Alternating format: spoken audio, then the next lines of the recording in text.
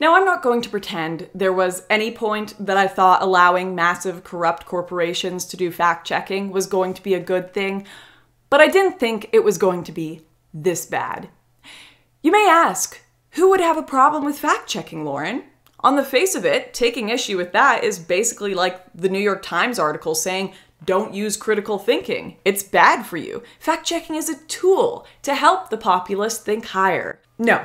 The problem I have with fact-checking is actually because it has become the exact opposite of critical thinking. It's outsourcing your own rationality to a bunch of nameless, faceless people who may or may not have agendas you don't know about. Just the other day, Steven Crowder was fact-checked and locked out of his Twitter account for posting a story where he and his team investigated voter addresses from the 2020 election and found no homes correlating to the locations, just empty lots. Seems a little sus and worthy of reporting on. Accumulated voter data from government websites, okay? We checked if the addresses were deliverable by UPS, and then we checked if there was a registered property at that address. So we're gonna go through them, but here's a quick snapshot collage so you can just see boom, boom, boom, boom.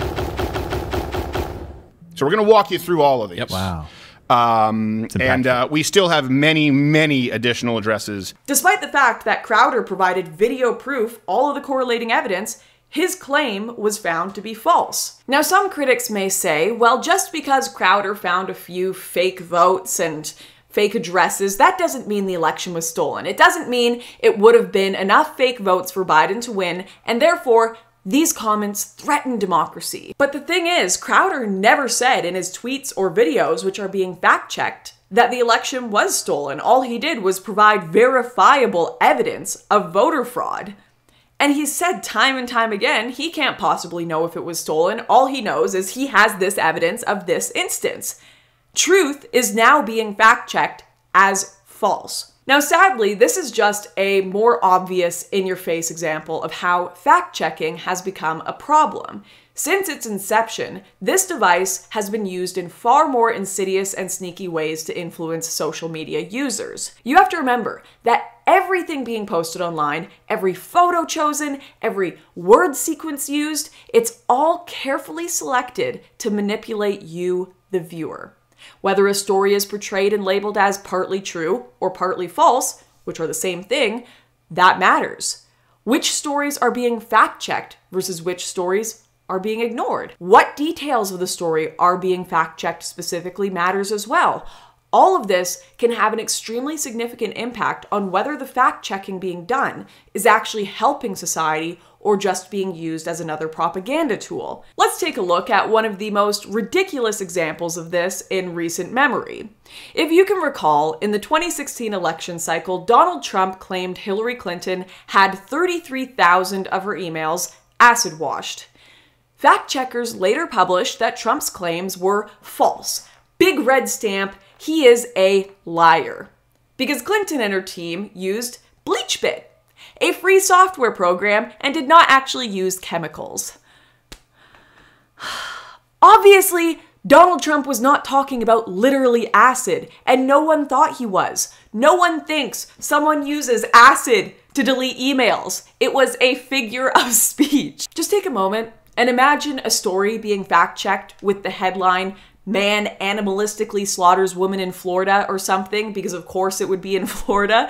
And the fact checkers came around like, actually, sweaty, the man humanly slaughtered the woman because he's a human, not an animal. Story rated false. That is the level of stupid pettiness associated with this acid wash fact check. The next one says, Mike Pence falsely claimed the FBI found an additional 15,000 emails. And the fact check says, actually, it was 14,900. Story rated false. Well then, I guess Mike Pence is just another big fat racist liar. What a monstrous, just horrible act of dishonesty. So stupid. No. The fact check is clearly the one being deceptive here, not Mike Pence. There's nothing to be gained politically for rounding up 100 emails. It's just less awkward to say. There's no magic formula that says one more email found equals 50 more Trump votes. 10,000 emails would have had the same effect. It wasn't the precision of the numbers that mattered. It was what happened. Anyone can see that taking the time to fact check something like this, a figure of speech, and the rounding up of numbers, is a waste, unless you are deliberately doing it to try to spread misinformation and try to label Pence and Trump as liars. Now, the fact-checking sometimes being petty, stupid, and downright unnecessary is not actually the biggest problem. It's who is and who isn't being fact-checked. Donald Trump was fact-checked repeatedly when he was still on Twitter. In fact, sometimes I would go to his feed and it was just one giant fact check. You just keep scrolling and it was just fact check, fact check, fact check. Very interesting commentary, Trump. Meanwhile, you have people like Reza Aslan tweeting out this. This is a real tweet. At Ted Cruz, I'll believe in climate change when Texas freezes over. That's what they both sound like. Yes. Don't ask questions. Anyways, very funny, Reza. It's funny and such an own because Texas is frozen right now. Man, Ted Cruz is such an idiot. Like Steven pointed out, I swear you can't make this stuff up. Oh, what's that? Oh, sorry, Steven. It turns out you can, because it is a fake tweet. Even if Reza Aslan tweets, this is a real tweet, it is a fake tweet. And sadly, no one found that out because Reza, even after finding out it was fake, left it up while it accumulated hundreds of thousands of likes and millions of engagements. Reza, to his credit, did include an extremely insincere correction.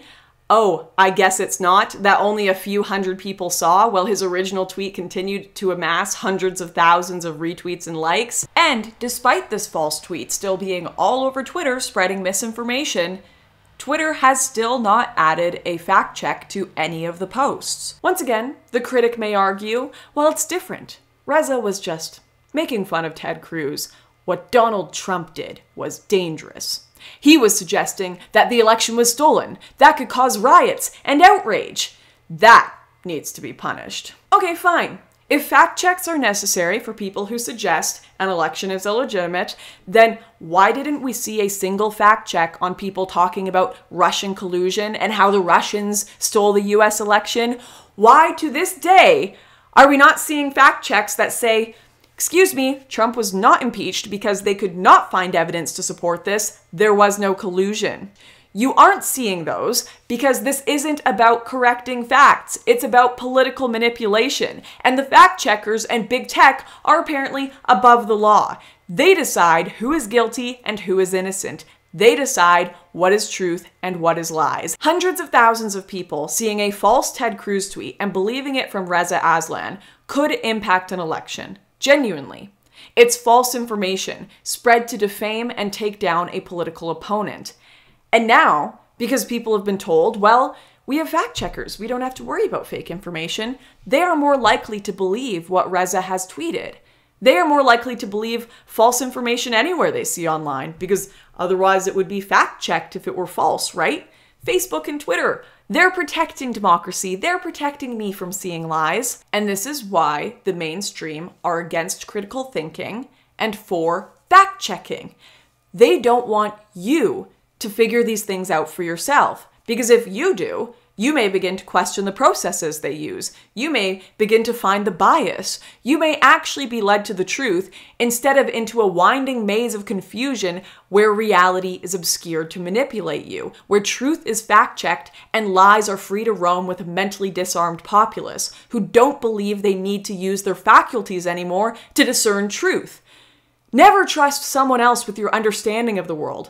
Never. Please think for yourself. Don't even trust me. 100% question everything you hear from me. Throughout history, every tyrant has claimed to know the absolute truth. Every dictator, a god who speaks reality unto his people. It's not just stupid to abandon critical thinking. It's not just silly to blindly trust the fact checkers. It's dangerous. And this isn't to say they are wrong every single time. I'm sure there are plenty of fact checks where they are correct. It's to say how things are being interpreted, how they are being portrayed, what is and what is not being fact checked, is all building a narrative that is not leading people closer to the truth, but rather closer to the political aspirations of those working in big tech. Just ask yourself this: who are these fact checkers? What standards are they held to? And most importantly, who is fact checking the fact checkers? Anyways, just some food for thought, a little thing that was bothering me lately. But yeah, if you enjoyed that video, please check the links below, my website, my Subscribe Star, and most importantly, my most recent documentary, Crossfire. If you haven't watched it, you should. It's fantastic. I will see you guys next time.